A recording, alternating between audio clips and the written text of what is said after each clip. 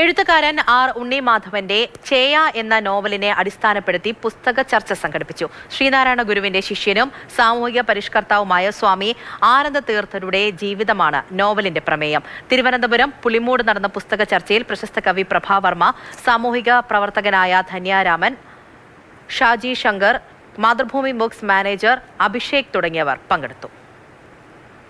ശ്രീ ഉണ്ണിമാധവൻ രചിച്ചതും മാതൃഭൂമി പ്രസിദ്ധീകരിച്ചതുമായ ചേയ എന്ന ഈ നോവൽ വളരെയേറെ ശ്രദ്ധയോടെ ഗാഢമായ ഒരു പാരായണത്തിന് വിധേയമാക്കാൻ കഴിഞ്ഞു എന്നതിൽ ഉള്ള സന്തോഷവും അഭിമാനവും അറിയിക്കട്ടെ. ഈ കൃതി നമ്മുടെ നവോത്ഥാന കാലഘട്ടത്തിന് നേർക്ക് പിടിച്ച ഒരു കണ്ണാടിയാണ്.